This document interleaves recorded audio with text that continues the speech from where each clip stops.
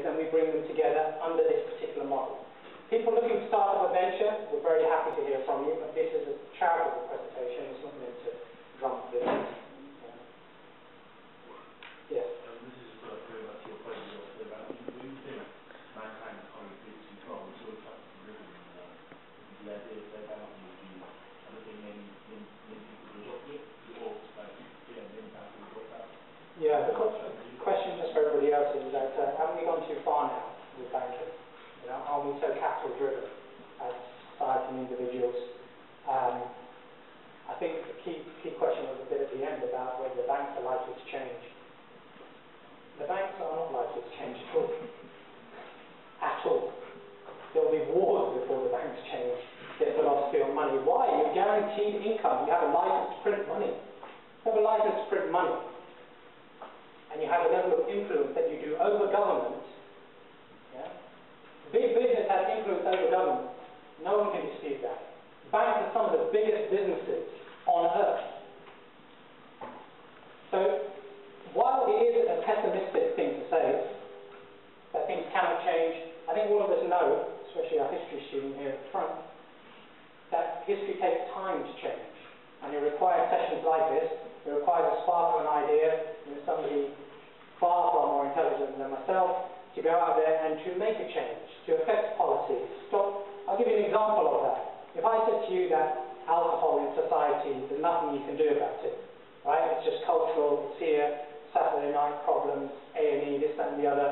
There's not much you can do about that. If I said this to you 10 years ago, you'd probably agree, I'd probably agree. I'd say, well, yeah, it's a social norm, right?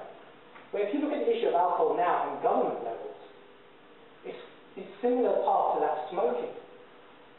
Who now would smoke inside anywhere? No, a smoker wouldn't. You actually feel like a social pariah smoking. And the same thing's happening with alcohol. You never expected it to happen. So that's just an example of how things can change. And they can change quite quickly or quite slowly. I think with this, we're looking at quite slowly, really. Yes. This will be the last 5 minutes for the question and answer session. Time is a scarce resource, unfortunately. Anybody who wants afterwards to pop down? I'm not rushing up anywhere, so... Yeah. Yes. I've seen a similar model with like other Islamic private equity funds, right? But I'm thinking, okay, let's say now the funds are more like in the billions or even in the hundreds of millions, right? But what if once it gets large scale, let's say trillions, hundreds of trillions, when you want it to be mass market, then won't there be like huge governance problems in terms of managing these companies itself? Probably, yes. I mean, this needs to organically grow. The institutions aren't there really to support this on a large scale, I agree with that. But Islamic finance, anybody here want a future in Islamic finance when they graduate? Hands up. Okay.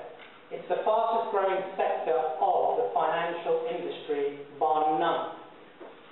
Conventional, non-conventional is growing by 25–30% per annum. No Islamic financial institution has collapsed during the credit crunch.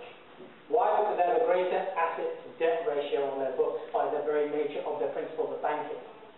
The Middle East is awash with money. Awash with it. I recently got back from Muscat, where at the Arab Union for real estate developers, one Kuwaiti guy turned to me and said the Parliament's just approved $160 billion to build infrastructure in Kuwait.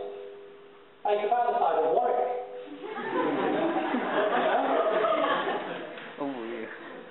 So, the money is available, and Islamic finance is here to stay. More and more people can see the capitalist value of Islamic finance. I think we need to see more of the spirit of Islamic finance. And we'll take the last question at the back. What do you think of the recent credit crisis in Dubai? That reflects the any... Okay. On my way back from Muscat, I stopped off in Dubai, yeah? Everyone's heard the stories about Dubai? People leaving their leased cars at the airport, yeah, on the way out just so they can get out, exterminations to the secret services and all that kind of business. I'm not here to talk about that. Dubai is a classic example. Dubai isn't a Middle Eastern market, it's a foreign market. You go to Dubai, you'll be hard-pressed to bump into an Emirati. So about 15% of them. Everyone else is an expat. It's a bit like going to London. I'm from London. I go back. I don't see London for 6 foreigners everywhere. Yeah? So Dubai is like that. It's a foreign market relying on foreign money, foreign financial institution, which is why it collapsed. It's completely based on debt. Yeah? And it's struggling right now. And the only reason it survives now is because Abu Dhabi, down the road, has all the oil and decided to bail them out, which is why the tallest tower in the world was renamed Burj Khalifa after the leader of Abu Dhabi came in and said, we'll sort out your debts for 6 months so that you don't go bankrupt. Yeah? So Dubai is just symptomatic of the world's economic system. It's just totally based on real estate, bit of a mirage, lovely place to go if you want to eat, you know, like halal McDonald's and KFC. Yeah? Which is the first thing people do, right? You go in, oh, where's KFC, where's McDonald's? I can't have it back home. Okay, anyway, on that note, thank you very much.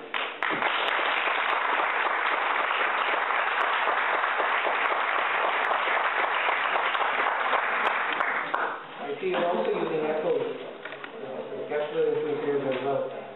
Again, we would like to thank Mr. Imran Azim for coming especially from Manchester to give this very interesting talk. And this is a kind of, you know, I remember actually Thomas Jefferson when he was writing the Constitution of USA and the history of money students here.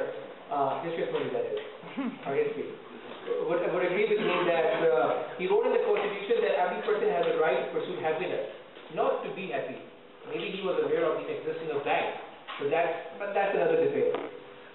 Nevertheless, I want to remind you that you have the feedback form in front of you, so please give your feedback that is valuable to us.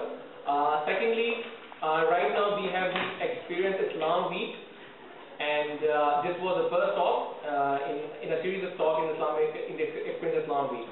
And tomorrow we have the Building Bridges talk, which will be in Actual 5-1 at 6:30 p.m. It will be discussing the similarity between Western and Islamic thought in terms of ethical, philosophical, and moral grounds. So please do join us for that talk. It will be in Actual 5-1 at 6:30 p.m. tomorrow.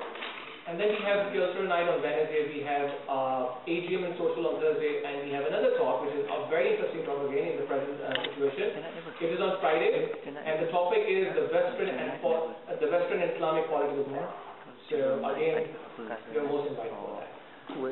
Thank you, Mr. Imran, again. A big round of applause for the speaker.